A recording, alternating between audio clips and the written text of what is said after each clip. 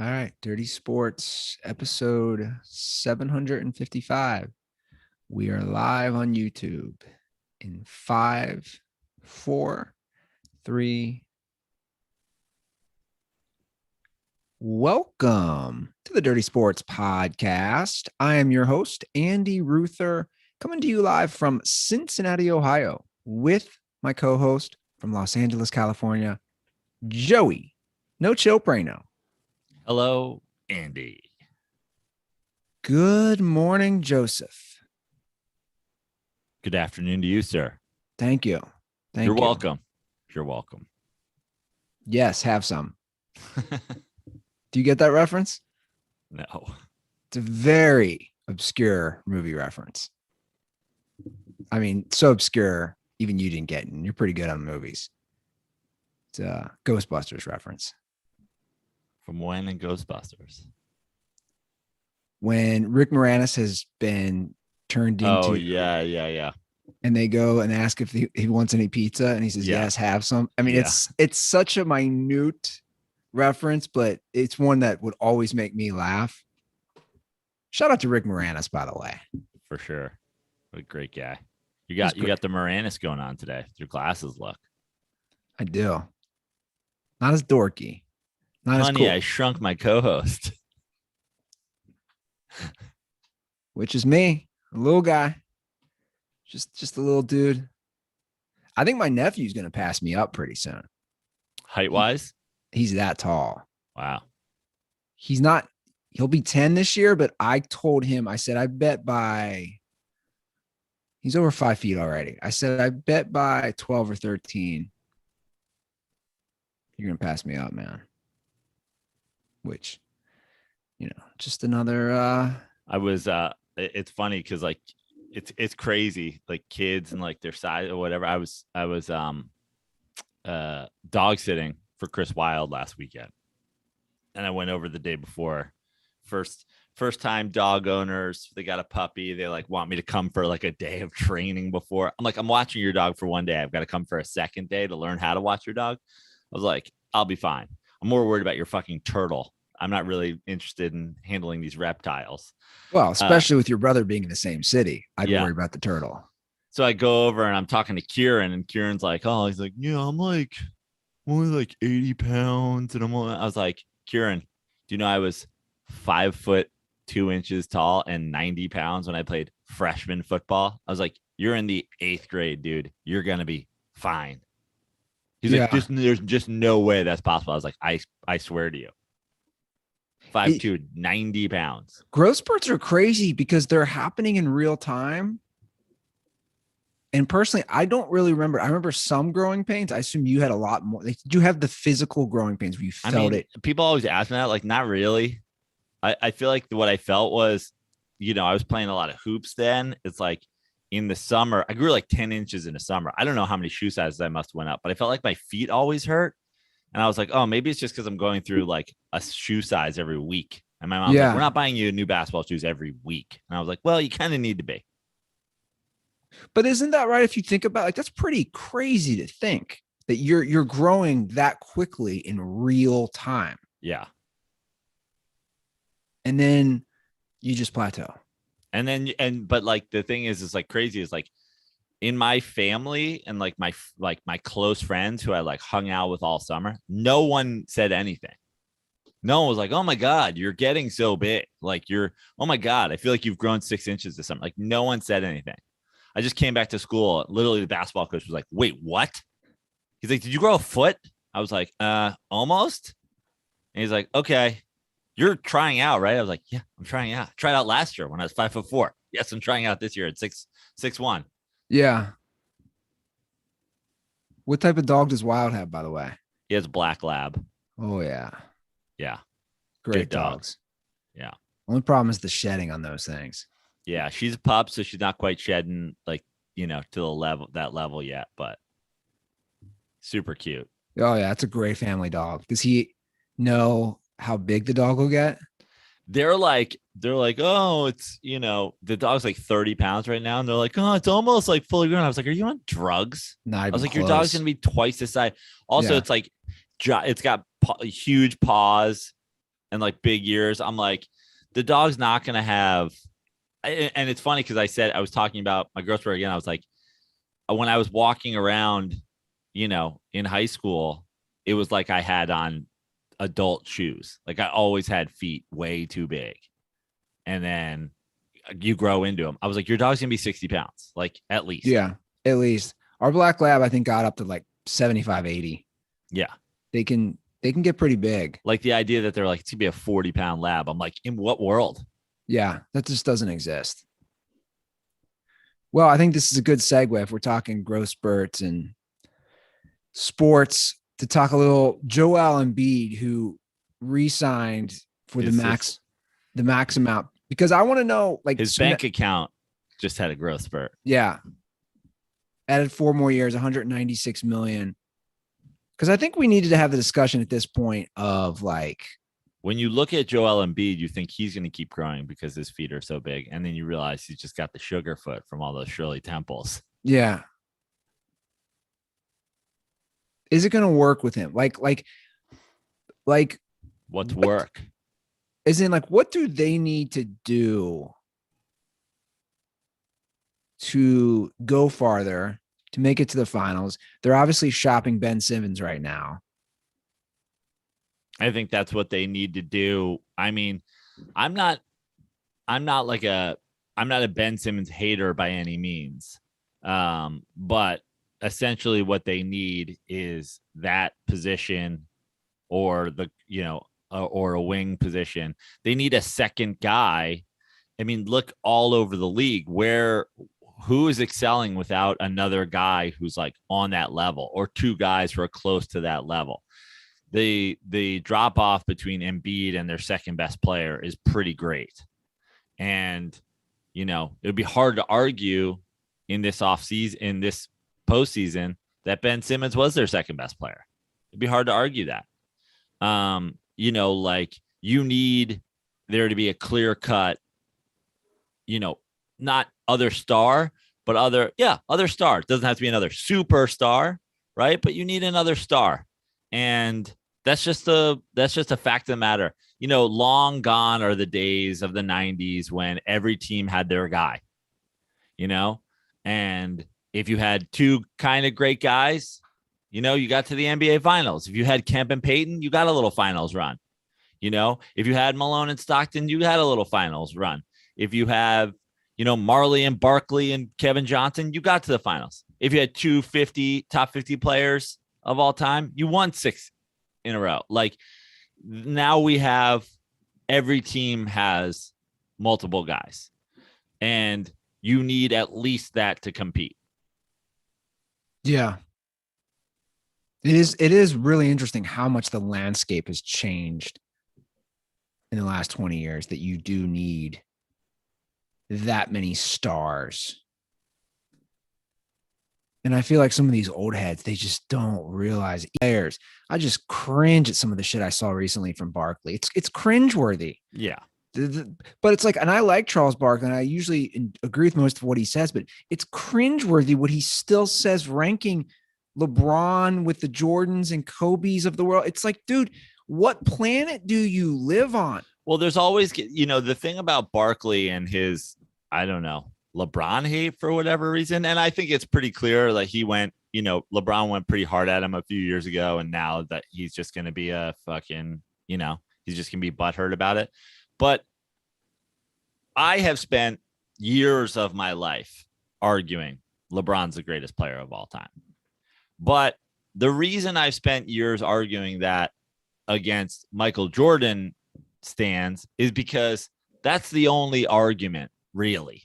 You could get in there with Kareem if you wanted to, but again, like, just the skill sets and everything that these guys were like, to me, the argument is Jordan and LeBron. So like, I will sit there like I'm at a Supreme Court case and make the argument for LeBron versus Jordan. You discredit yourself when you bring Kobe Bryant into the mix. 100%. What it says to me is Barkley's butthurt, Barkley's trolling, Barkley's stupid. Like, he doesn't believe that in his heart, He's watched, like, Charles Barkley is a good basketball analyst. He's watched a lot of basketball. I like Charles Barkley's basketball opinion. So the fact of the matter is, like, I'll just say straight up, like, Charles Barkley, I think you're a liar. I think you're lying. I just think you're being a liar. And I don't think that if he was hooked up to a fucking polygraph, that he would pass. He doesn't think Kobe Bryant's better. And you know what? That hurts how I feel about Charles Barkley, because I'm like, you're trolling, you're lying, you're hating, you're probably doing all the three. Nobody who understands basketball will come from an honest place and say Kobe Bryant is in LeBron or Michael Jordan or Kareem or Magic Johnson or Tim Duncan's fucking world. He's not. Yeah. And this notion, because Charles, again, this was, I don't know, a few weeks ago. I didn't even read the story. I just saw the headline, and that's all I needed to see. And I guess his main point of emphasis is that the switching team bullshit, which to me is guys, this isn't then, like, guys switched. I don't care what sport we're in. Guys switch teams. This is the era of free agency. This is the era of player empowerment. And Philadelphia 76er, Phoenix Sun, Houston Rocket, Charles Barkley should know that. That's what I'm saying. You didn't say. And you know what the thing is, Barkley? You went to a fucking dominant Sixers team as a young player, and you didn't fucking achieve. And then you went to Phoenix. And it's like, bro, you fucking did it. And then you went to a Rockets team that already won 2 titles. And then you made your only finals, though. Then you made your only finals. After you ran to, in that time, the very weak West. Yeah. That to me personally, when we're going to discuss any of these guys, to me, that is the all-time worst argument. Like the didn't have to leave. Again, it's this notion you don't want to leave for a better situation. I don't care what line of work you're in. Why would you not want to leave for a better situation? Also, a guy like LeBron, you know, like every situation is different. And I can unpack that for any player. We can unpack it for Kobe Bryant demanding a trade. We can unpack it for, you know, Michael Jordan allowing Dennis Rodman to join the Bulls. We can unpack it for a lot of things. But a guy like LeBron James, you're just a troll hater if you don't think a 23 or 25 or however old he was, early 20s LeBron dragging Zydrunas Ilgauskas and Mo Williams to an NBA Finals isn't proof enough. I don't know what you want to do. Yeah. And that's why, listen, it happens to everybody. It happens to all the greatest of all time in sports, in art, in music, in whatever. Dude, you know, I got pretty obsessed with listening to Quentin Tarantino on podcasts. He did this run to promote the Once Upon a Time in Hollywood book. And I listened to one and I was like, man, this was really awesome. And then I listened to literally every podcast he did on his circuit. And he's pretty open about, like, everybody's pushing him on the leaving. Are you really only doing 10 movies? And he's just like, I just want to be the guy who goes out on top. And it happens to everybody. Almost everybody sticks around too long. For the record, though, like, I listened to him on Rogan. That was it. But I'm calling bullshit on that. On what? That he's going to stick to that number of movies. He said it a lot of times. I know he has, but don't you think someone of his creativity and pedigree, that bug is he might do it for 5-10 years, and that bug's just gonna come back and bite him. He's like, I don't know. Maybe he'll do the Jordan thing where he wants to go out on top, but then he can't. You know, we'll see. He talks about writing plays and doing all the novelizations and doing a show and doing whatever. It doesn't seem like he's quitting everything. You know, he's walking away. But my point is everybody hangs on too long. And I think Charles Barkley was the peak basketball analyst for a long time. But shit like this makes me think, bro, you've hung on a little too long. You stayed out of the social media era you were so good about not being a social media guy, but now you're getting dragged into the social media world where you'll sit down on everybody's podcast, you'll sit down on everybody's TV show, you'll answer everybody's questions that get posted to Twitter, and you're doing the social media. Like, he can say he's not on Twitter all he wants, but he clearly reads it because he dives into all the conversations. And honestly, I think he's lost it. He's now at the point where he's doing hot take troll shit that he doesn't really believe. Well, I don't think he's fully lost it. I think he's already said this. He's only going to be a few years. I still love watching him and really enjoy, obviously, NBA and TNT is the best, hands down, in my opinion. Pre, middle, post game show, like just the chemistry of those guys. Let me say something. And this is no diss on Barkley, because I really like Charles Barkley. Shaq has become Barkley, and Barkley has become something else. Shaq is now the guy who's giving you the unfiltered, straight from the heart opinions. He's not afraid to call people out. He's not afraid to say some shit. He's not afraid to put himself in the line. He's not afraid to be funny and be entertaining and fall over. He's become the Barkley on the show, and Barkley's gone into more hot takes, to be totally honest with you. Yeah. I look, I don't hate that analogy or that take. Did you follow this? I see you added this to the rundown. Did you follow this? I didn't really follow. I didn't read too much about the KD Draymond thing. Well, I thought maybe you went a little deeper on it or checked it out at all, but I didn't dive into it a ton, but basically I saw they're blaming the GM and Kerr on the breakup. Yeah. Which is just, to me, really funny that I'm mostly interested in how people are interpreting this. Again, it's oh, well, I think those guys did handle it wrong. It's you have your two star players in the middle of court fucking cursing each other out, having a blow up. This is still a team. This is still a job. This is still a fucking thing. Of course they're involved.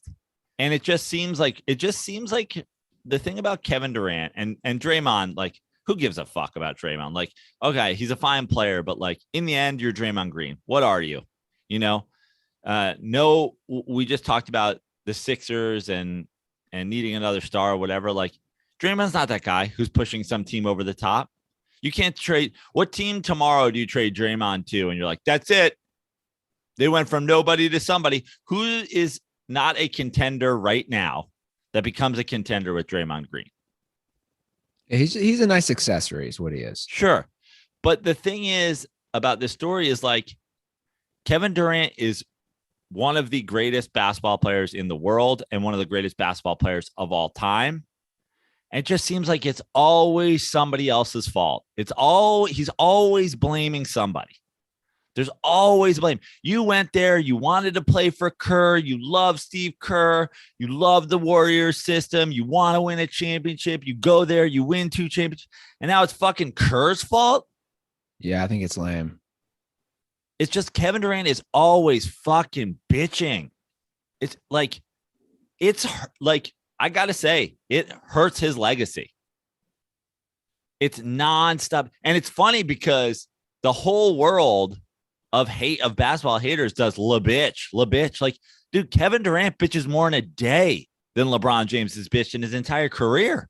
Well, I'm sure they were asked it on the show, but even that we're still talking about this, it was just a couple years ago. Yeah. Just move onward and upward. Yeah. It just seems like it's always dude, it's over. And you're taking shots, and then Draymond's taking shots at his current coach. That's what I was confused about. I was reading that and saying, did I miss something? Is Draymond still on the Warriors? Did I miss him leaving the Warriors? Because Steve Kerr's still his coach. Yeah. and you're taking digs at him. Durant says it wasn't the argument. It was the way that everybody, Steve Kerr acted like it didn't happen. Bob Myers tried to just discipline Draymond and think that would put the mask over everything. Y'all are about to fuck this up, Draymond said. He told him, I said, the only person that can make this right is me and Kevin. And there's nothing that y'all can do. And y'all are going to fuck this up. And in my opinion, they fucked it up, responded Durant. I think so too. I'm confused. How? I agree. They can make it right themselves. Why is it? How did they fuck it up?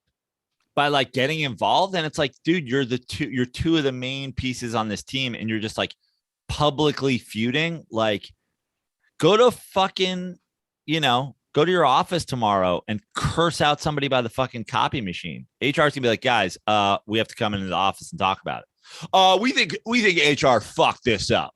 We think HR really fucked up. Dude, you shoved him at the copy machine. We can't have this. Yeah. Sir, this is a Wendy's. I know. To me, it's almost not even news because it's like petty high school girl stuff. Just get over it, grow up, move on, go play basketball. Come on. Like you guys are talking about something from a couple years ago and you're blaming the coach but my point, and that's my point about Durant is like, yeah, they were asked about it, but Draymond's always gonna have a thing, but like at some point, I mean, at this point, you can't even really say it. Like the idea that at some point Kevin Durant's going to stop, he's just not. He's just a whiny. He just whines. He's just whining all the time about somebody who's out to get him. Everybody's out to get the great Kevin Durant. It's amazing that he was able to achieve so much with the whole world out to get him. Well, there's obviously some deep-seated insecurity issues that a trained professional could probably diagnose or break down through therapy. You know who else might need some therapy? I was like, are we doing an ad here or no? But, okay. But seriously, use Talkspace promo code DIRTY. Okay. They get a free plug today. No. Someone else who I think needs therapy because he can't figure out what he wants to do with his life. Oh, Timmy Tebow. Oh. Tim Tebow. I'm glad this experiment's over, right? Didn't last long. Took one preseason game. One viral block, we should say. And then I saw other guys like dissect it. Like I saw a couple clips, like that was his fourth worst block in the game. Like he actually like whiffed on a bunch of others. Oh, that's funny. I didn't know that. It's like, I tweeted it and so many people fucking took it seriously. I said, I should have been more careful with my words. I said, I want to see Tebow try NASCAR next. I should have said, I want to watch Tebow fail at NASCAR next, because my joke was I want Tebow to die in a fiery car wreck, and not enough people got that. And then I had to, for a few minutes, clarify, guys who are taking this, like people are like, I don't know, man, these freak athletes, how about bobsledding?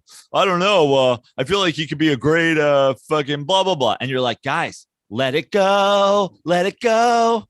The dude isn't even a good fucking analyst. Like, here's the thing. Here's the only thing I want Tim Tebow to do. Bro, just start a super church. This is like, you can make infinitely more money grifting stupid people than you could have ever made. If you were Tom Brady, you can't make as much money as if you just start a super church and grift the people that thought you were going to be a great tight end. Well, he gets, I'm going to look it up. What does he get a fee for speaking? I'm going to see. I bet you can put this up into Google. So according to this website, who knows how valid it is? He gets $50,000 to speak. It's nothing at churches. It's nothing, bro. These guys, Kenneth Copeland or whatever, is worth $300 million. These crazy psycho Joel Osteen worth $40 million. Tom Brady's not worth $300 million.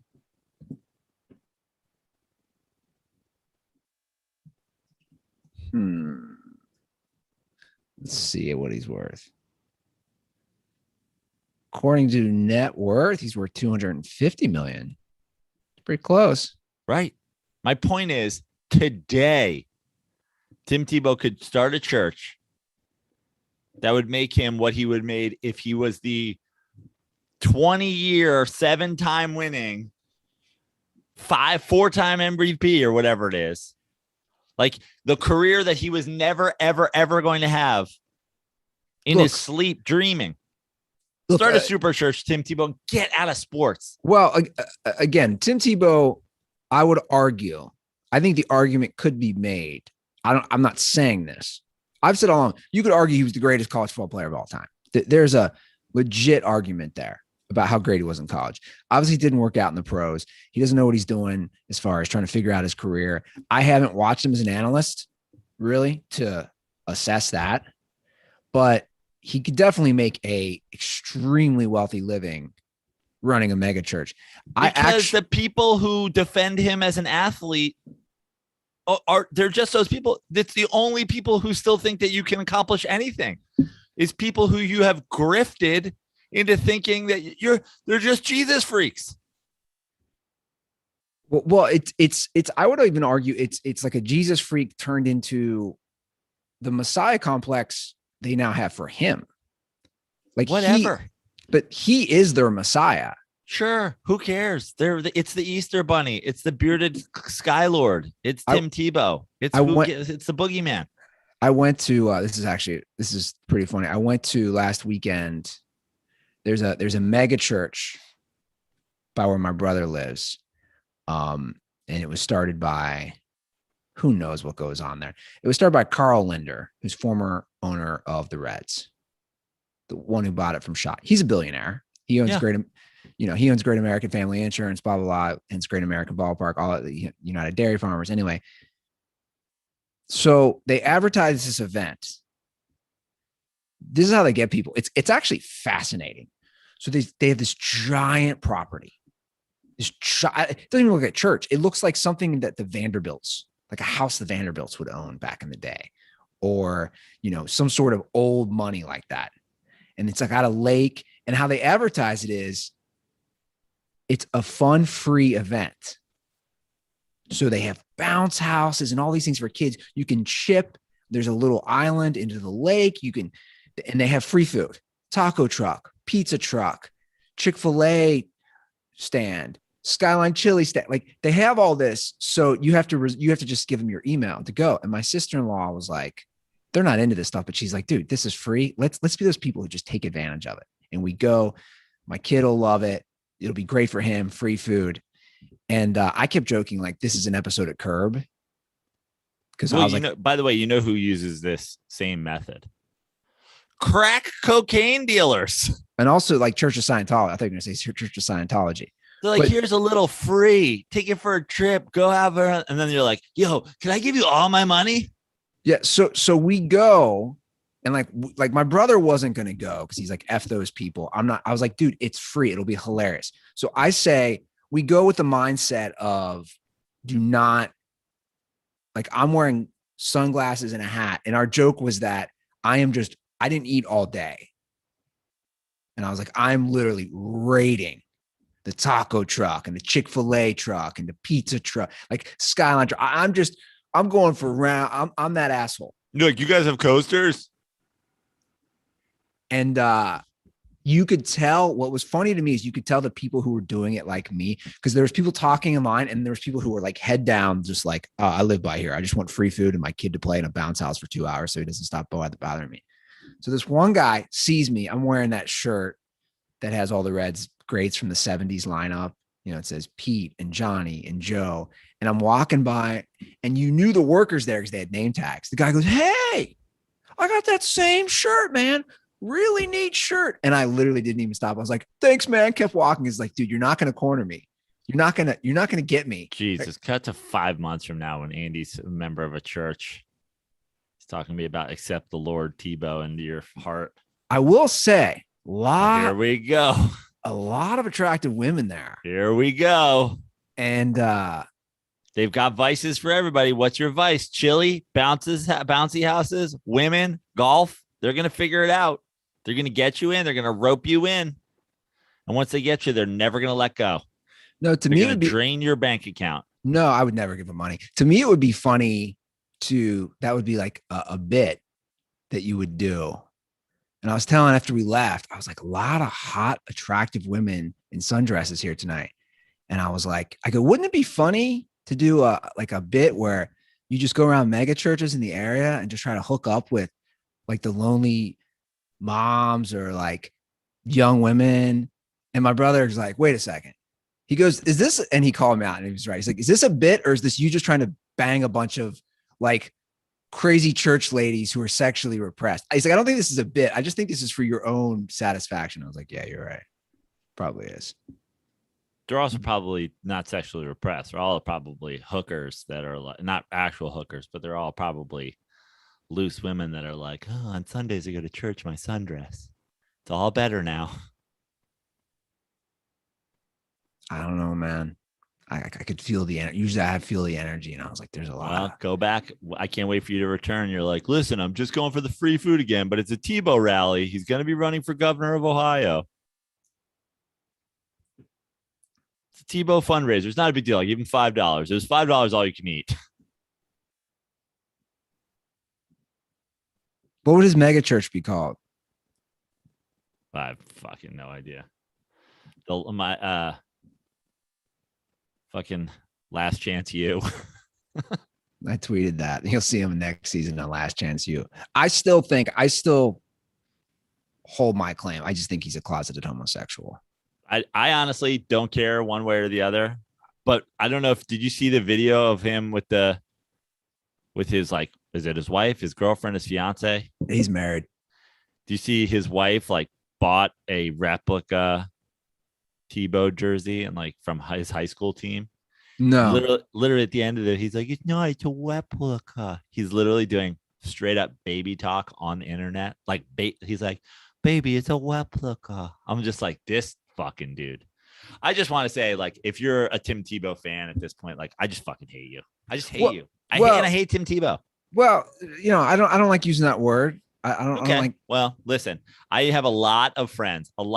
Being a baseball guy growing up, I have a lot of friends who got to the fringe, who were one guy away, one roster spot away. For Tim Tebow to do that now in multiple sports, to essentially potentially take away one guy's chance because, Jesus freaks will buy his fucking jersey.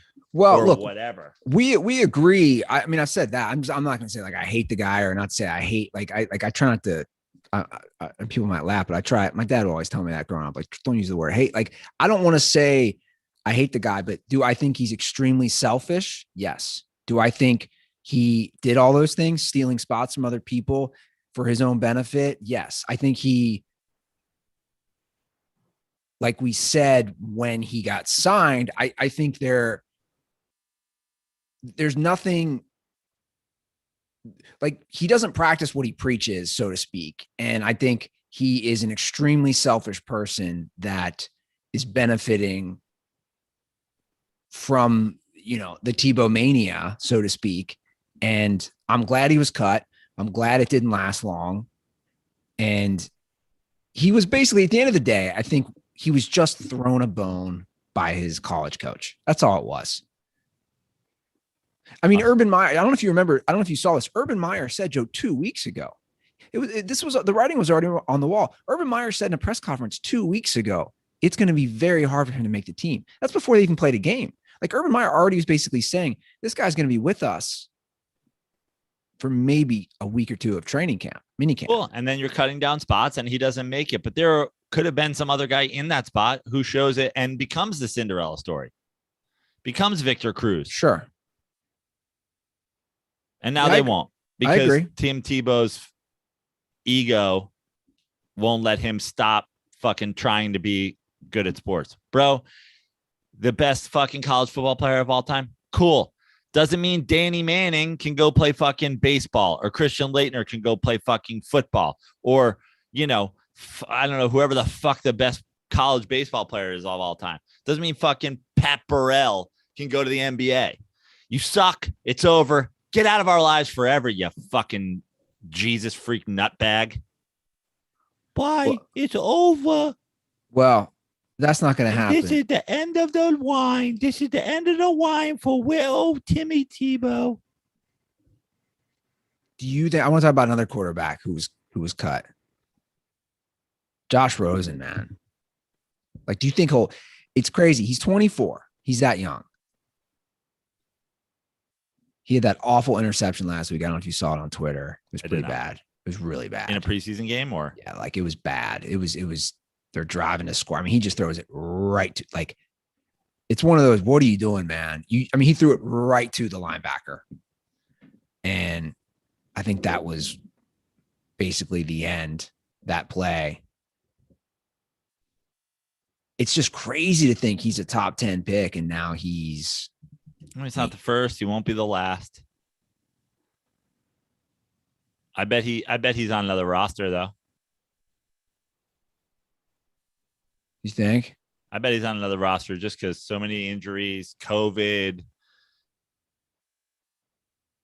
all the things.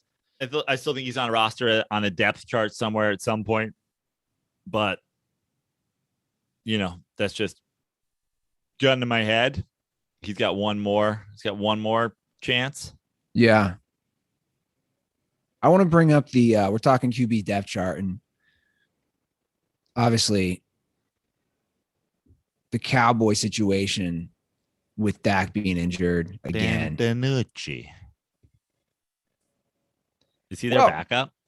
Well, I'm looking. So technically the depth chart on the Dallas Cowboys website is Dak, Garrett Gilbert, right? Is technically second. Ben DiNucci is third, and Cooper Rush is fourth. So you have 4 QBs. And when I was watching Hard Knocks, which we both agree is extremely boring. Incredibly boring. I didn't make it through the second episode. I think I made it. What do they run, an hour? Yeah. I think I made it 40 minutes in, but I would say I was really watching for the first 15. And then I was like, nothing's happening.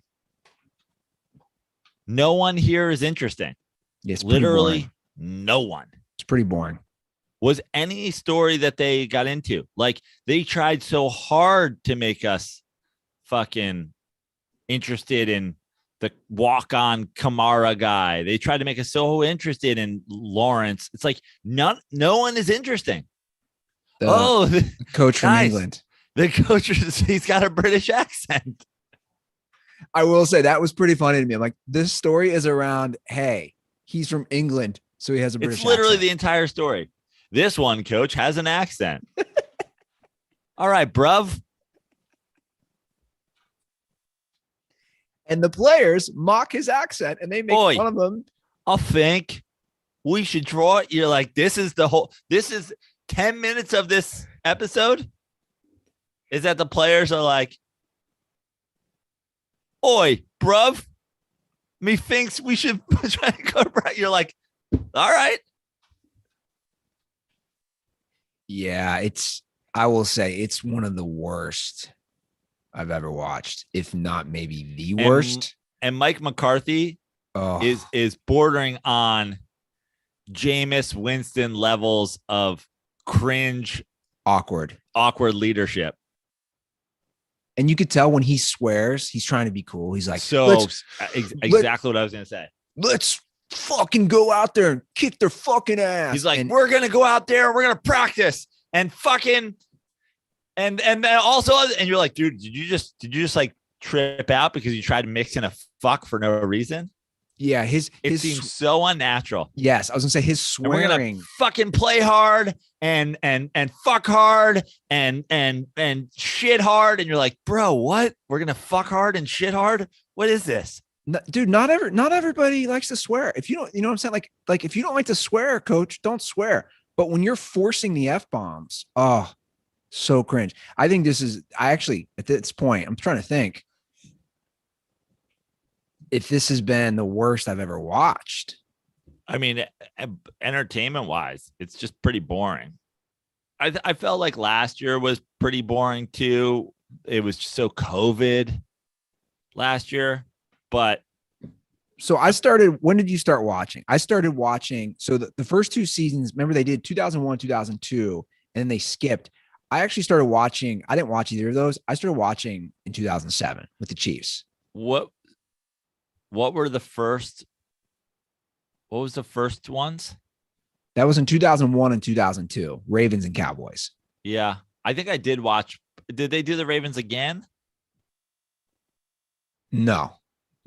Okay. I definitely watched some Billick Ravens. So cool. I'll just do this real briefly. Starting in 2007 when they brought it back. I'll do it in order. Chiefs, Cowboys, Bengals, Jets, Dolphins, Bengals, Falcons, Texans, Rams, Bucks, Browns, Raiders, 2 LA teams last year, and Cowboys. Yeah. I would argue actually since then, to me, it's not even close. Yeah. I think this has been the most boring because I can think as I'm going through this, I can think of each season and moments from them. And yes. Like obviously he should go to Rex Ryan's swear camp. Let's go get a fucking snack. So much more comfortable than like, let's fucking fucking practice. But when you're out there, I want you to fuck each other and fucking kill. What? What are we supposed to do? I think that's how Dak got hurt in the first place. I was bringing up their QB situation. Obviously, Dak only played 5 games last year. Now it's a shoulder issue. He's probably not going to play preseason. If I'm the Cowboys, I got to be concerned because those are my backups. I mean, isn't this like a signature Jerry Jones move? Hasn't this been the whole thing? It would be like Romo, who's injury prone, will be backed up today by John Kitna and a guy who is currently right this second teaching a gym class because it is a Monday. It's Monday Night Football. So he's teaching an afternoon gym class, but he will be here by game time. But at least last year, you did have Andy Dalton's a competent backup. But I'm saying historically, in the Jerry Jones era, their backups have been, I mean, just think of the names that have run through there in Tony Romo absences. Matt Castle. Kellen Moore. Yeah. Like I said before, fucking Kitna. Who was the other dude? And Brandon Whedon.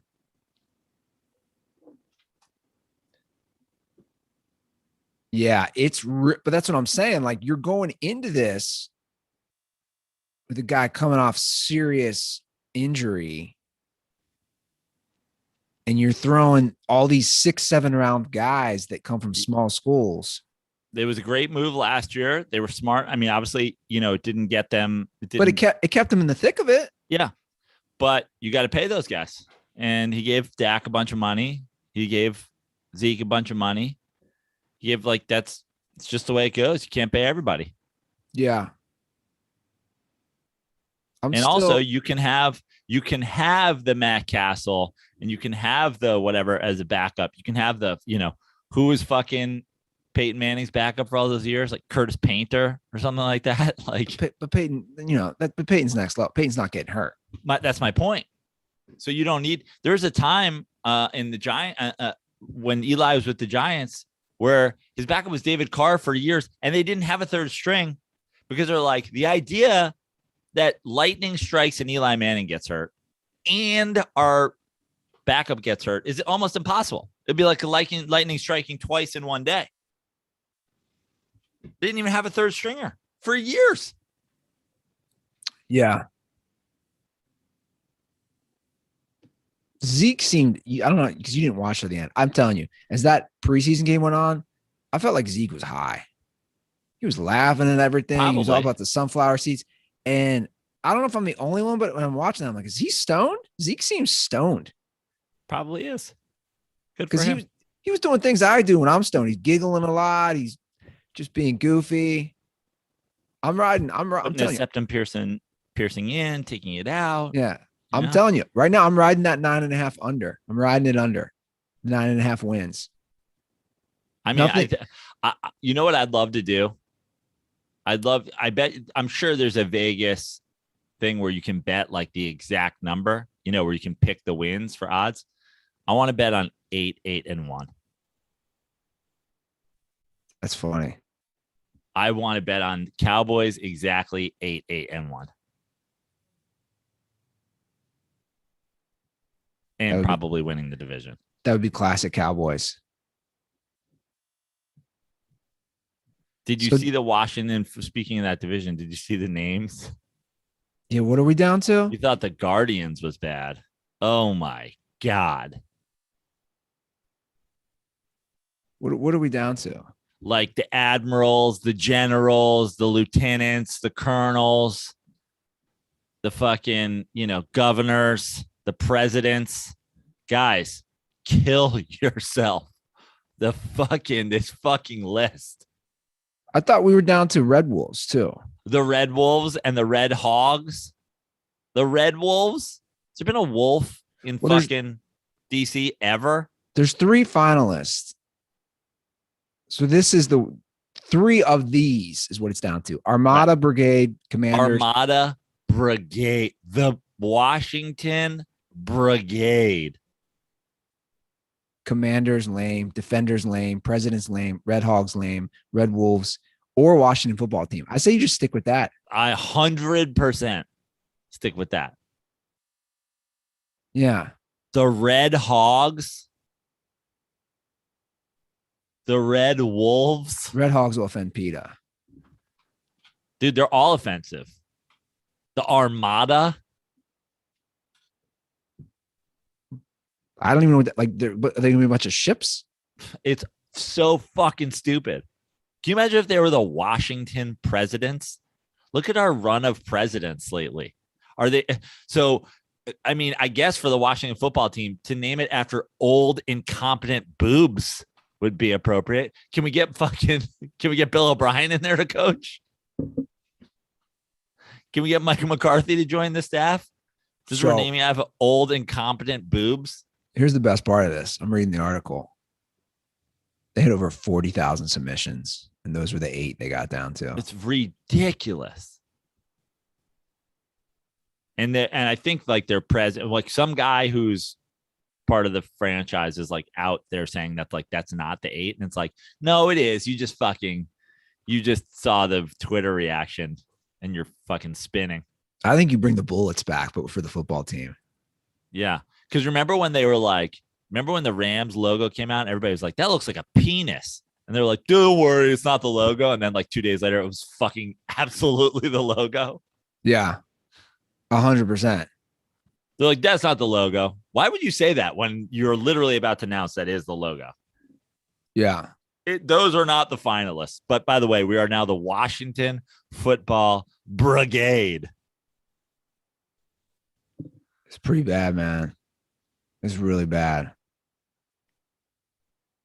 So Deshaun Watson hasn't been practicing. Apparently the FBI is now investigating. He's traveling with the team. He's showing up to practice. Okay. He's there every day. I'm sorry. He's not traveling with the team. I stand corrected. But he's there because he doesn't want to get fined. What a mess. And the coaches, they just wish they could say to him, just get up in there. Get up in there, man. Get up in there. Can you get up in there? Just get up in there, man. Instead of just saying, just finger my butthole. I think he's the only one who was saying that during sex. Get up in there. I think everybody else is like, yo, you want to stick a finger in there? Dude, when you're talking about the anus, you got to be direct. Yeah.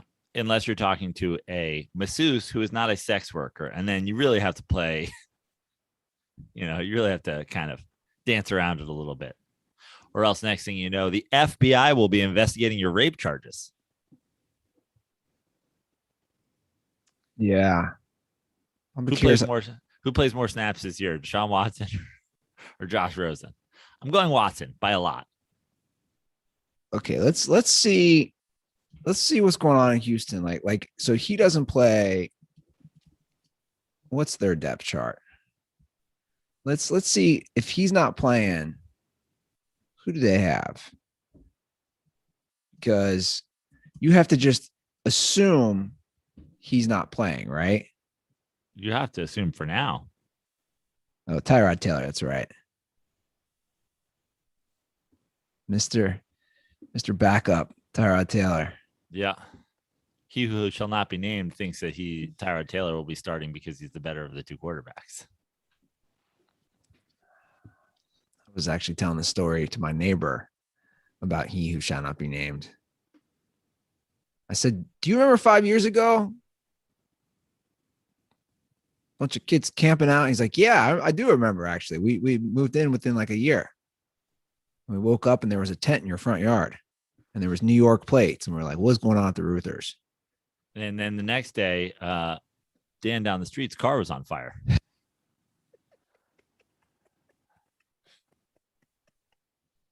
You're like unrelated to this particular kid, but related to the story. I didn't tell him that.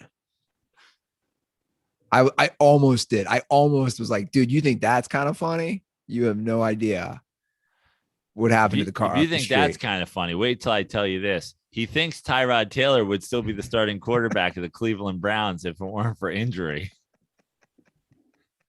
Tyrod Taylor's been on 4 teams since. Oh my God. I can't believe our military accomplished nothing in 20 years in Afghanistan when you got guys like that in service. I can't believe it. Poop sock? Yeah. Oh, did I say his name? Yeah. Well, last NFL story, and then we do have to move on. Seahawks give Jamal Adams $70 million, 4 years, 38 guaranteed. It's a high price. It's great. I like it. A lot of people were like, this is stupid. I said, guys, he had the most sacks ever in the history of the NFL for a DB last year. He played hurt the whole year. People don't realize that. He was playing with a dislocated shoulder. The guy, I think he is just a football player. Yeah. And I think, like I've said before, Pete Carroll's won on defense. It's probably where they should have spent the money the entire time, but glad they're getting back to it. I like it. I like it a lot. It's their only chance. It's truly, in my opinion, their only chance of winning that division, which I don't think that they're going to win, but I think their only chance of winning that division, their only chance of being a great football team is by being a fantastic defensive football team. I don't think it'd be fantastic. I think they have enough firepower and offense. I think you got to be just middle of the line. Yeah, and I disagree. Okay, that's For fine. them to contend, I think they need to be an incredible defensive football team. You know what else is incredible, Joe? Miller Lite. How you like that segue? Incredible segue for an incredible beer. I love the Miller Lite sweatshirt that you got on right now. It's making me thirsty. It's 11:10 here, but it is a Thursday. Get a couple shows tonight. I might need to loosen up with a couple Miller Lites. Tell you what, man, the Miller Lite brand is so strong within my family, with not only Miller Lite drinkers, but they like to wear the gear as well. My brother, I'd love to hear it. Shout out to my little brother. Last week when we did the brothers Kings Island trip, he showed up in a fresh Miller Lite tee. Love it. And I'm pretty sure, because they serve booze at Kings Island, I'm pretty sure they sell Miller Lite as well. So shout out to them for that. And DirtBalls, if you have not started drinking Miller Lite, I don't know what you're waiting for. It has great taste and only 96 calories.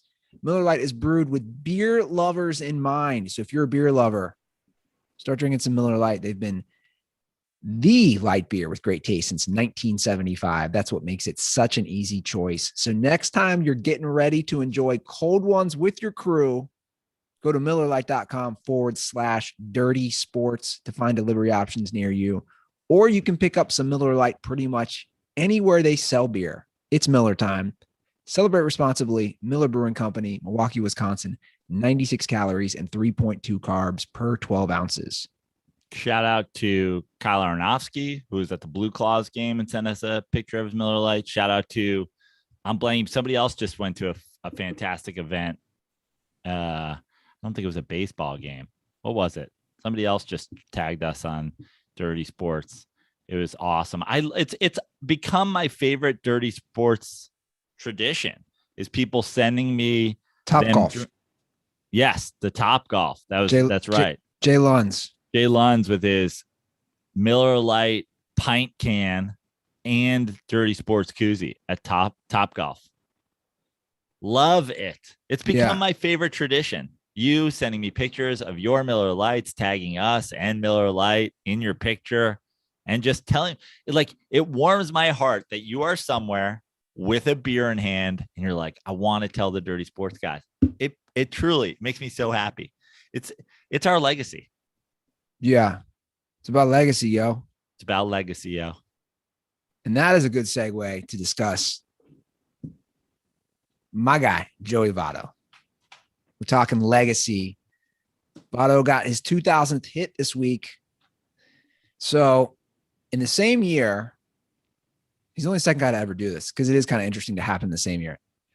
Same year, he's gotten his 2000th hit, his 300th home run, and his 1000th RBI. So the Hall of Fame discussion, which I thought was mostly dead, I agree, heading into this year for him. But now with his resurgence, there's been a resurgence in this discussion. And I've seen numerous articles from the local Cincinnati papers to national articles, you name it. It's becoming a hot discussion because he's in his 16th season. He's had the longevity. He's played for the same team. And I wanted to discuss this because there's been some really good articles. And for me, I've kind of been following personally. No one's done an article on this, but I've kind of done my own research comparing him to Larry Walker. So, and that's an easy comparison to me because who some would say was sort of a borderline Hall of Famer as is, obviously got in. And he's the first Canadian to ever get in.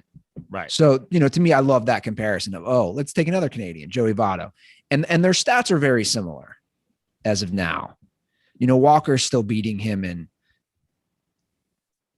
all the major categories: hits, home runs, RBI, slugging percentage, WAR. But then again, Joey Votto's not done. Right. So, when it's all said and done, those numbers will be very similar.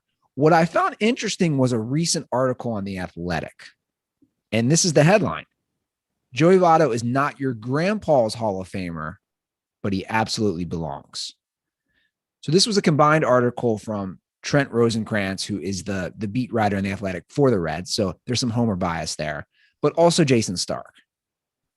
And Jason Stark does have a Hall of Fame vote, and he said he will vote for Votto. Okay. And his argument is this. I want to hear your take on this, Joe. His argument is the standard has always been home runs, RBIs, hits / average. And he doesn't disagree with that and how important those still are. But his argument is we're now in the Moneyball era where things like slugging percentage, WAR, on-base percentage, and OPS are extremely important. So here's a few arguments that Jason Stark writes in the article. He says, look, Joey Votto is the seven times he's led Major League Baseball in on-base percentage, the whole league. In the history of the Hall of Fame, in the history of 7-time on-base percentage leaders, these are the other 6 in the history: Ted Williams, Babe Ruth, Barry Bonds, Rogers Hornsby, Ty Cobb. Sorry, the other 5. So the argument there, if we're going to go on base percentages, look, the other 5 who've ever led baseball 7 times are all Hall of Famers. Not only Hall of Famers, like some of the greatest. And if you want to narrow that list even more, of the 7 time or more on base percentage leaders. Joey Votto did that in a 10-year span. The only other guys to lead the league in on base percentage in that 10-year span are Rogers Hornsby, Ted Williams, Babe Ruth, and Ty Cobb. So like they say that's a big starting point. I don't know how you feel about that. The argument is like, look, dude, he's getting on base. He's leading the league all the effing time. And it's obviously become a very important aspect of the game, more important than a lot of other things. I think when you talk about it, it's like, you know, the judge of, 300 career average, 3,000 hits, 500 home runs, all this stuff used to be the standard. And we've gotten to the point now where that stuff wins for pitchers, you know, isn't as important as whip, you know, like the adjustment in stats. But I think the one, you know, that is great in judging people all time is WAR. And if you do a standard WAR, if you look at Joey Votto, so Joey Votto right now has a 63. This is a Baseball Reference WAR because there's a lot of different WARs. So he's a 63.1 WAR, career WAR. Now, the two guys that are right behind him, Juan Marichal and Home Run Baker, I don't know who the fuck Home Run Baker is, but they're both in the Hall of Fame. But instead of talking about the guys that are below him who are in, you know, like Dennis Eckersley is a couple points behind him, you know, but like Andrew Jones is right behind him. He's not going to be a Hall of Famer. But the reason I kind of don't even want to deal with that is like, Joey Votto's probably not going to play long enough to have a negative year. He's probably got a couple more years in him. He probably ticks off a couple. I think his WAR this year is probably 2 and change. I didn't look at it, but like I think it's lower. I think it's like 1.2, 1.5. Okay. So he, you know, let's say he racks up another 1 or 2 points in WAR for a career. You're looking at the guys above him. He's at 63. So let's just start at 65 as the cutoff. Craig Biggio's at 65.4. Just got in. Okay. Below the 65 number, Joe Cronin, I don't know who that is in. Andre Dawson, 64.8. He's in. Max Scherzer's at 64.7. He will be in. Reggie Smith, not in. Willie McCovey, 64.5. In. Chase Utley, 64.5. Not in, although people are making an argument that I am not for. Richie Ashburn, 64.3. In. Halladay, 64.2. In. Dave Winfield, 64.2. In. Red Faber, 64. In. Jackie Robinson, 63.9 in. Obviously, there's more to the Jackie Robinson story than that. But basically, you keep going. Clark Griffith, Billy Williams, Lou Boudreau, Bob Feller, Billy Hamilton, different Billy Hamilton, and Vic Willis. Those are the guys, all in, by the way, all in that are between Joey Votto and 65. So there's literally like 3 of those guys who are not in or projected to be in. And I think that's a good argument for him, especially with the on-base numbers. Now, defensively, Joey Votto's like fine, but has never been like great. Yeah. I wouldn't argue that Joey Votto, he's a what? I'm sure because of the hitting and all that stuff. The Gold Glove's not really a fielding award. Yeah, he got it once. One time. He's probably what? How many times have you been an All-Star? 7 times, 8 times? 6 times. He won an MVP. He's got 1 MVP. He's been in the top 3 times. You know what killed him was that he lost that one to Stanton in 2017. It was one of the closest races ever. He lost by, I forget what it was, but it was just basically 1 vote. Because if he got 2 MVPs, then he's in. You agree? Like if you get Derek 2, Jeter has no MVPs, no batting titles. He's going to get in with 99.999% of the vote. Well, here is another interesting stat that they're listing in the article. It says Votto is just the 14th player in MLB history with 2,000 hits, 1,200 walks, plus one of the rarefied 300, 400, or 500 slash lines for his career. Now, is that average slugging percentage, on base percentage? Average on base, yeah. Average on base and then slugging, I'm assuming. So OPS is over 900 in his career. Yeah. So again, he's still over 300 right now for his career. So he's only one of 14 that has that with the 2,000 hits, 1,200 walks. Listen to those 14. Ty Cobb, Babe Ruth, Ted Williams, Stan Musial, Lou Gehrig, Mel Ott, Jimmy Fox, Tris Speaker, Chipper Jones, Frank Thomas, Edgar Martinez. All Hall of Famers. Those are all Hall of Famers. Now, the other three who are not Hall of Famers all time are Manny, Helton, and Todd Helton and Joey Votto. Manny should be a Hall of Famer. And Todd Helton is a guy that people would argue could be in as well. Yeah. Although I don't think, the rest of his numbers hold up. Yeah. So look, I think it really is an interesting discussion, especially when you bring in Larry Walker just got in and their stats are going to be similar. You bring in all these other guys. I think the thing is is he a sure thing Hall of Famer? No. But in the Moneyball era where everything changes to start valuing, like, these guys are getting into the league who can do the things that Joey Votto can do. If you are a Joey Votto light, you have a place on everybody's baseball team.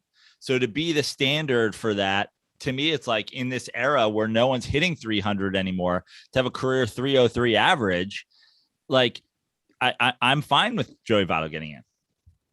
Yeah. And I'm also saying, and he never left. He never left. Terrible. Could have gone to the Cubs, won a World Series, but he stayed in Cincinnati. Yeah, poor Joey Votto.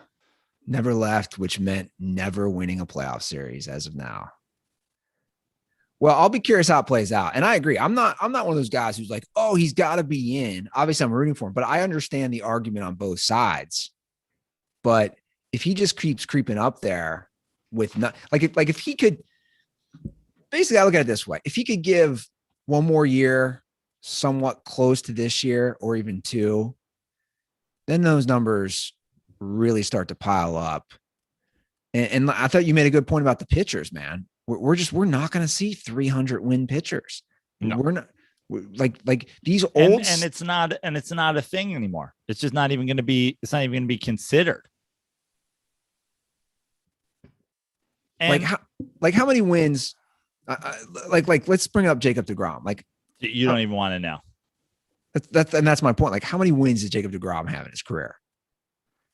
Unbelievable. I'm looking right now. 70. Great guess. 77. Yeah. Jacob deGrom has never won more than 15 games. Yeah. That's crazy to think. He could potentially get in the Hall of Fame with under 100 wins. That's nuts, man. That's absolutely nuts.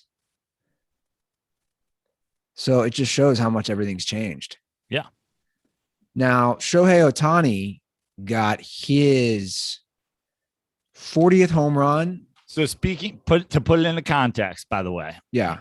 Joey Votto's having a great year. So like I said, there's a lot of different wars.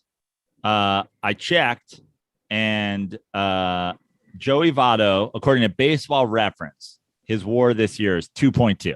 Okay, I was wrong. Yeah, 2.2. Okay, that's, again, there's Baseball Reference. There's probably wars where he's in the high ones. What's Shohei Ohtani's WAR this year, according to Baseball Reference? 6.8. 7.9. Wow. It's bananas. Wow. It's fucking bananas. He's got 110 hits. He's got 40 bombs. He's hitting 289. And then we got to go to I got to go find his fucking pitching stats, which are on a whole other goddamn thing. He is 8-1 in 18 starts with 100 innings pitched.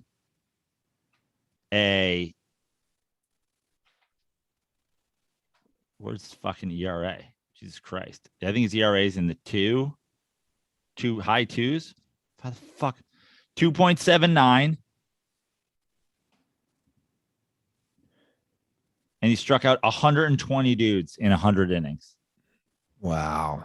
With a 1.060 whip. What a badass. Steve, Nebraska. And he's got Jack Morris. He's got one suspension of Jack Morris under his belt. Which was so fucking stupid because I thought he was doing like the SNL Betty Betty bit. And I didn't even think he was doing an Asian accent. I don't know what he was doing. But it's fine. Did you see what Ohtani said? No. He wasn't even phased. He's like, I wasn't offended. I just got to, like, he basically was like, it's like, oh, he's a Hall of Famer. Yeah. I'm just doing my, like, he's like, I don't even think about that stuff. I'm just out here, mashing balls, throwing strikes. I mean, it's the thing that sucks is Morris suspended from broadcasting, but now opening for Shane Gillis on the road. So that's, a nice pivot. Is he? Yeah. He's middling. I did listen to the Shane Gillis, the whole backstory on that. I found that fascinating. I have no idea. He spilled everything on Rogan, and now he's doing his rounds. I think he did Theo Von's podcast, but as far as how everything went down, and I thought he said something interesting because it's true. I thought he made an interesting point. Like, you can discuss the canceling all you want, like, and how that works. Like, I don't really care. People can have different opinions, but he made a point of, I was the first person canceled before, like, I had, like, most people get canceled pre-canceled. He's like, dude, I got canceled before I was even on SNL. He goes, which is kind of fascinating. Like, everybody else, it's like, I didn't have any money. Which I thought, well, that was a good point. It's like, everybody else is canceled because they're already somebody important. I was still a nobody. And then all of a sudden, I guess Lorne Michaels really tried to make it work. And then it came from above. But yeah. I don't know. There's I've said this in the show before. There's parts of me who's like, cancel culture is real, but also I think it's overblown. I think it's both. Yeah. I don't know if that makes any sense. I think both can exist. Like, well, I think it's real, but it's also like, you don't need, like he's a prime example. You don't need. He's on Rogan to promote his worldwide tour, so he wasn't canceled. Well, he lost the job.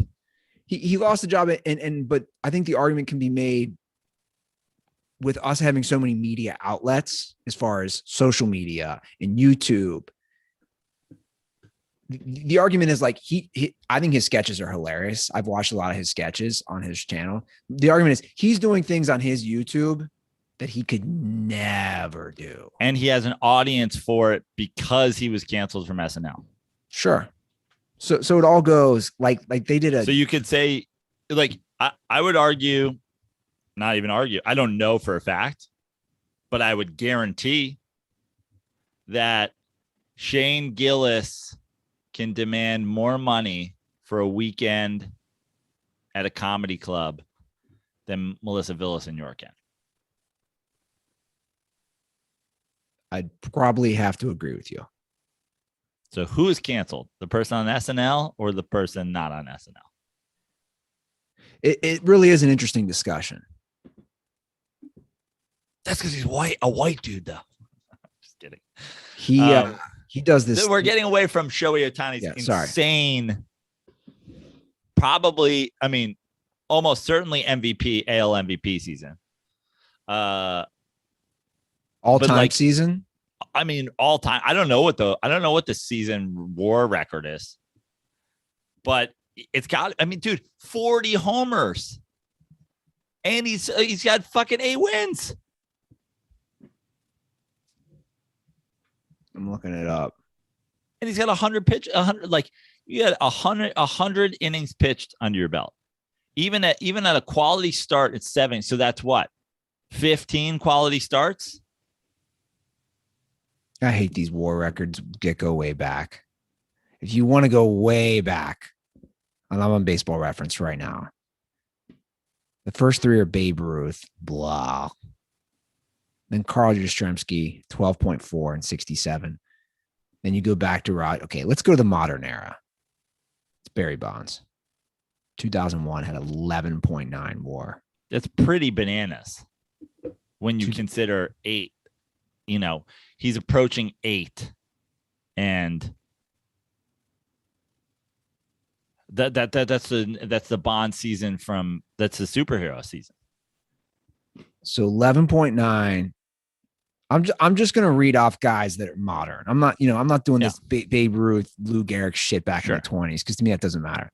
So Bonds 11.9 in 2001. In 2002, he had 11.7. Here's a surprise. Cal Ripken in 1991, 11.5.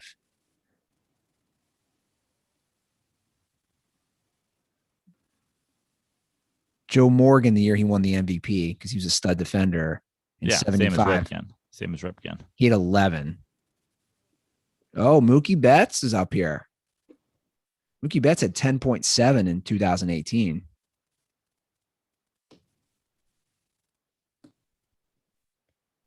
Yeah. Well, regardless, it's pretty awesome what he's doing. It's insane. It's incredible. It's awesome. I love it. I'm such a fan. Steve Nebraska. I mean, this is some shit out of the Scout. Yeah, he's next. The other day he hit his 40th. He went back out in the 8th. I think he hit 97 or 98 on the gun in the 8th after hitting his 40th bomb in a game. It's amazing. I love it. Boner alert. God, Angels just, can they compete? Unbelievable. Man. Yeah. I mean, obviously the issue with the Angels has always been that they can't fucking pitch. But obviously they had Trout and Rendon hurt a lot this year. That kills them. But they also just need to fucking sort out their pitching thing. Why is it so hard for them to get fucking pitching? It's in Southern California. Yeah, steal Max Scherzer, right? Weirdly, it wasn't on Max Scherzer's SoCal list. Max Scherzer would only play in SoCal. He would only play in a National League SoCal team north of Redondo Beach, he said. Very specific. I know, was specific, but you know, he had a geographic area that he wanted to play in, and it was Southern California.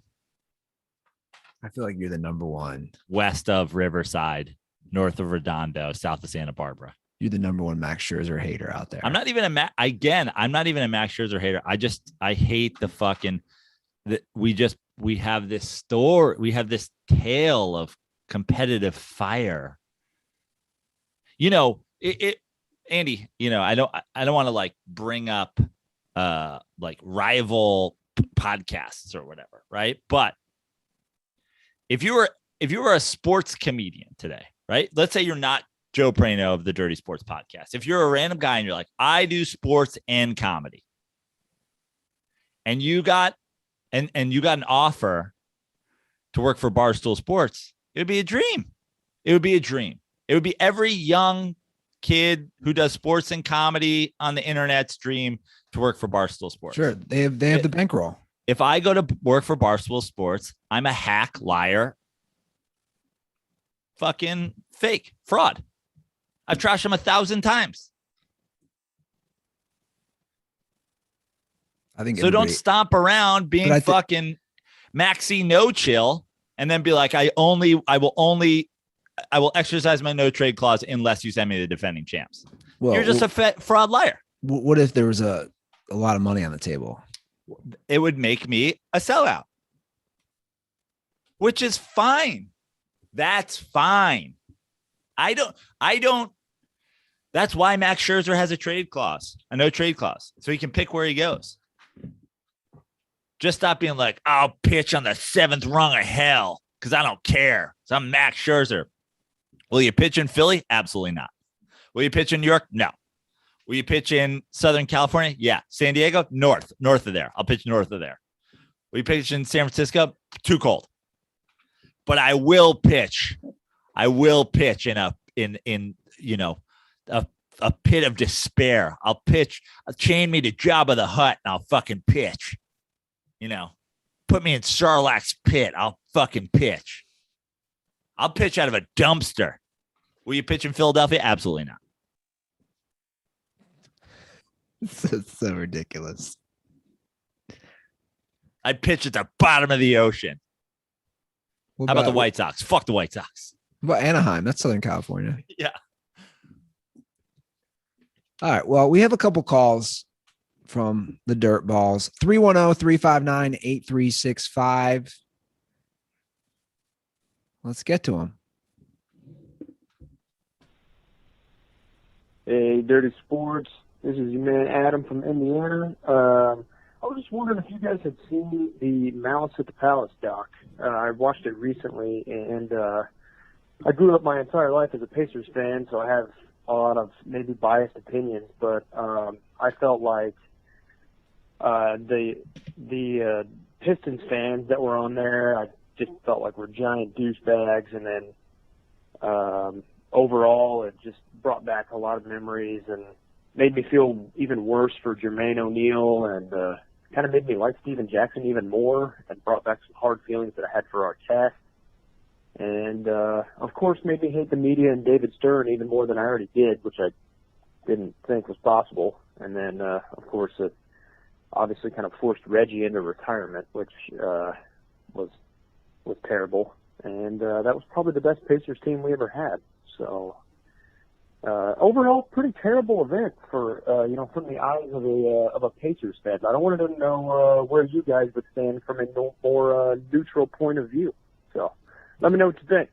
Stay dirty, boys. Have you watched it, Andy? I have not. Everybody keeps telling me to watch. I got to watch it. Let's watch it before Monday so we can talk about it. Okay. But let me just, before we talk about it on Monday, because I think that would be awesome. I think this is a great call to inspire, because I've wanted to watch it too. We can both get it on the schedule. We can watch it. We can discuss it. The one thing I will say is I follow a couple people who are Indiana Pacers fans and whatever. Like, there's all this kind of anti-Detroit sentiment that's coming out. It makes me hate the Pistons even more. That blah blah blah. That this Pacers team, the defending Pistons. That's all well and good. Ron Artest went into the crowd and attacked a fan. Like, what the fuck are we talking about? It's still lunacy. Well, it's lunacy.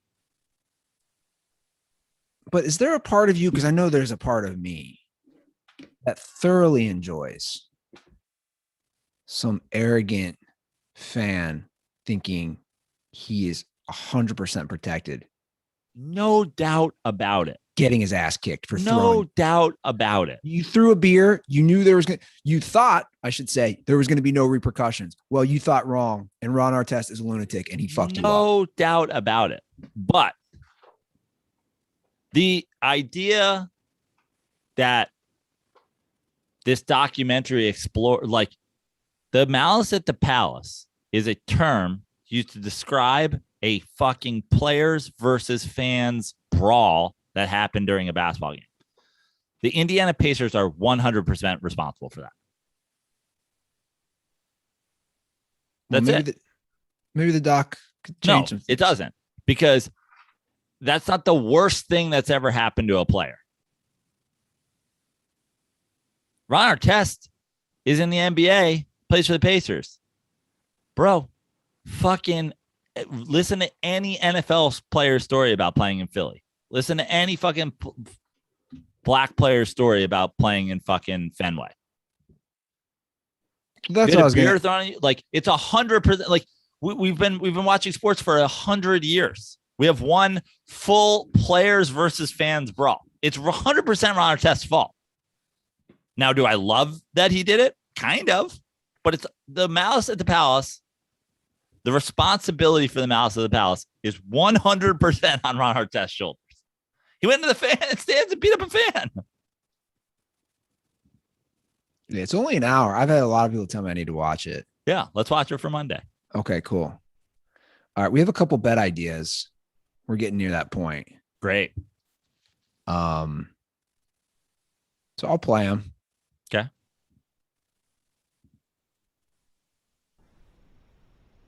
Hey guys, Eric from Lakewood, Colorado. Here's my submission for if Andy loses the football bet this year. I'm seeing that Kings Island has a Skyline chili in there. and it looks like on Saturdays they're open for about 12 hours. So my thought going along with like the Waffle House bet was for every you have to spend the whole day at Kings Island, open to close, and for every coney you eat paired with each coaster you ride. So you need to eat a coney and then go ride a coaster. That'll cut off, since it's 12 hours that they're open, that'll cut off a half hour. Ooh, I like this. So I don't know. I don't have one for Joe yet. I love this. That's my suggestion. Yeah, stay dirty, boys.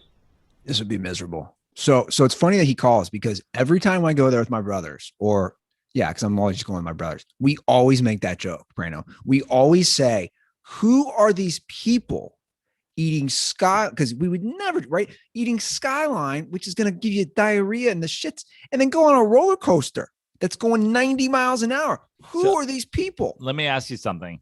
What is there, like, if you go to Kings Island, obviously you have like a season pass or whatever. Yeah. Is there like a fast pass? Is there like a skip the line pass? Yes, you can buy that too. For the day. Yeah, you can buy for the day. Because the only issue with this is, like, you're there 12 hours. Could you even, like, I don't even know if you could get on 12 coasters in 12 hours, right? Like, isn't the line probably fucking, depending on when I went. So I think we need 12 hours, coney and a fucking coaster takes off half hour. Love this. Oh, love this. Do you know how much that would rattle like my insides? The only problem is I feel like you could just go and spend 12 hours at fucking Kings Island and not care that much.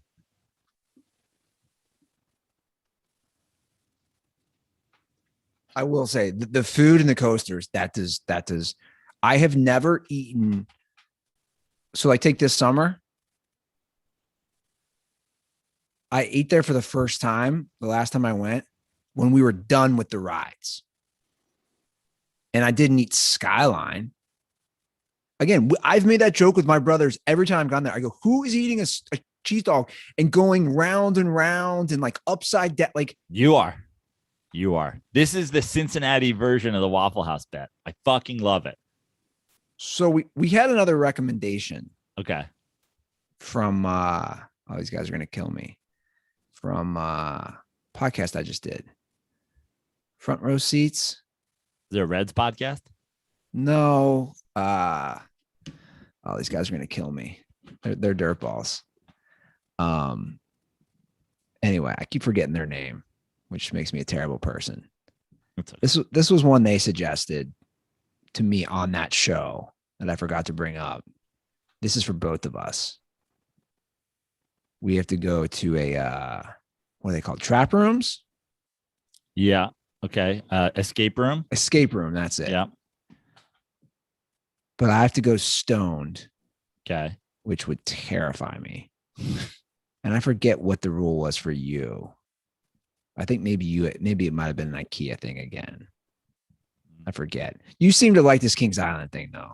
I do. I just think it's like we were talking about, we don't want to steal, this other fucking things bet, which I agree. But like we've Cincinnati'd it up. Yeah. And honestly, I can't really express, like, I know I forget the specifics of the IKEA deal, but I fucking hate IKEA. Like I've had full on panic attack at an IKEA. Like that's another, like, I'm just like.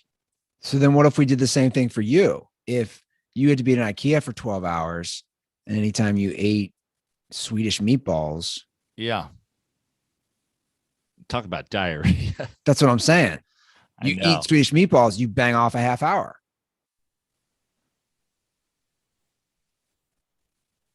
God. Can you imagine if I vomited on a roller coaster and it would get over everybody? Yeah, be awesome. We should make you do it in a GoPro. And we should also make sure you have a fast pass so you can get right to the front of the line. Oh my God. I mean, these coasters, like I said, some of these things go 90 miles an hour. I'm thinking of the ones like upside down. Imagine if I shit myself on a coaster. So a half hour. Imagine if I shit myself while sitting on a Skalsgarden. So a half hour off. Also, what if I can put together? What if I get a half hour off every time I put together a Kalschlagen? Well, I don't even think I should play the next call. I don't even know why the IKEA does that. Like, can we just call it like an ottoman? I got to go in there and be like, yeah, sorry, I'm here to pick up a Raschlagen. Should I even play the next call? Sure. I mean, it's a bet, but I feel like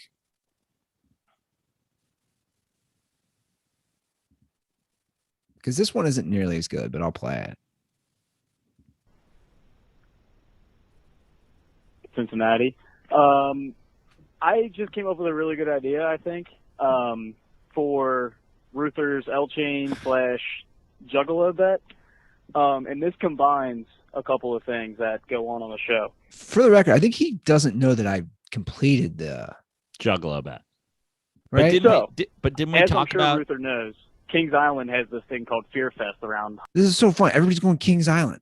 Yeah, because you love Kings Island. Didn't we talk about, though, wasn't there a talk recently about you completing the L chain portion of the bet by wearing it to like some gathering of the Juggalos in Ohio or something like that? Didn't that come up recently? Maybe. Hold on. Let's hear this. Halloween time. So he's saying, so Kings Island does a Fear Fest, which is true. I feel like it would be a very good thing instead of, him going to a date with the L chain on or wearing a whatever, I forget what it was, but wearing like a bunny costume or whatever. I think Ruther should show up as a Juggalo to Fear Fest. And that way the bet's completely settled and Ruther makes a fool of himself. Well, let me know what you guys think. Stay dirty, boys. Well, again, that one, that wouldn't even be bad for me. So I dressed as a Juggalo to go to a Halloween thing. Big deal. I mean, no offense. Like that wouldn't, because obviously I still have to do, I'm fixing the L chain. I'm doing it this week. I mean, but the truth is, I'll be honest. Like, you have the L chain on your whiteboard? Yeah, it's on my whiteboard. The truth, it is for real. Where's the whiteboard these days? It's just in the hallway. The truth is, that's not even gonna be that bad for me. I'll just be honest. What, the L chain or the L chain? Because I'm here all the fucking time. Right. So I got to wear the L chain. So you're doing the L chain for 2 weeks? Yeah. 2 weeks. 2 weeks. But big deal. So I got to wear it to fucking the gym. Yeah. I got to wear it. I'm not wearing it in the pool, for the record. I'm not wearing it in the pool. No one's asking you to wear it in the pool. Okay. But you have to wear it to the pool. That's what I'm saying. But big deal. So I wear it when I go to Costco or Trader Joe's. Fucking dare. I'm gonna have somebody. We're gonna have a quality control check. I'm gonna have a fucking dirtball from Cincinnati show up to your fucking house and knock on the door. You better answer wearing a fucking L chain. No, I'll have it, and I'll have it when I cut the grass, and I do it like I'll make sure I'll have documentation, and I'll even if I go to Kings Island the next 2 weeks, and I'm hoping to. Jay Lloyd, get in my DMs. I'm gonna pay you for status checks. I'm a man of my word. Mostly. By the way, Eddie texted me yesterday. Eddie goes, "What did you get on your SAT again?" I go, "Are you talking about like when I was in high school?" He goes, "Like, no, the Tripoli bet." I wonder if he had something going on, and I told him. He's, "I get a 0 on the math." I go, "I got a 9." I had to look it up. I go, "I got a 950 on the math total."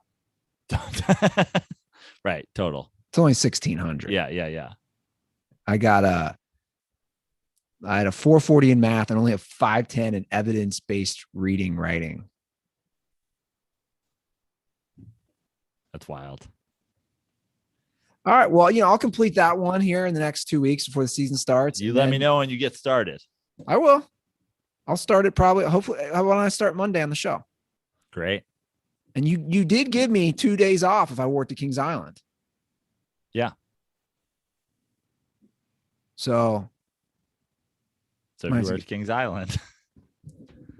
Yeah. 2 days off. And I can agree to that bet for next football season. If it sounds like we're coming to a conclusion, we're getting close. Let's get this L chain bet going, and then we'll get documentation going on the other bet. Okay. So you have Yeah, like your other bet again. It seems like we're coming to a conclusion though, as far as IKEA for you, Sure. I mean, because you want me to shit my pants riding a roller coaster at Kings Island, and you want me to potentially fucking kill myself inside of a fucking Swedish furniture store, hang myself with the Strassengast,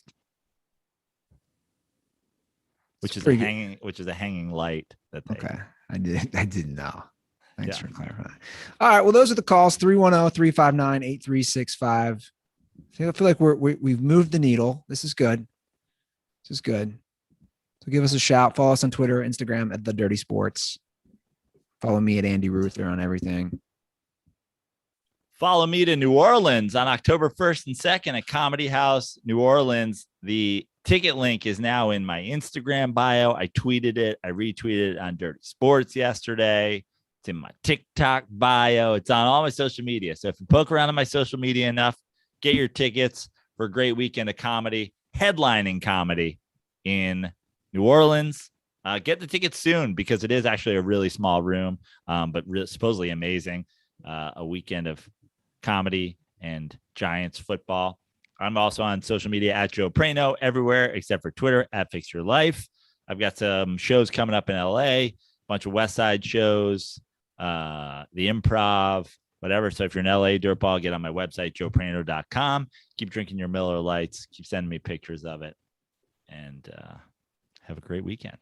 Cool. All right, guys. That is our show. Hopefully I'm wearing the L chain on Monday when we come back. Let's go. And make that happen this weekend. Have a great few days. Thank you.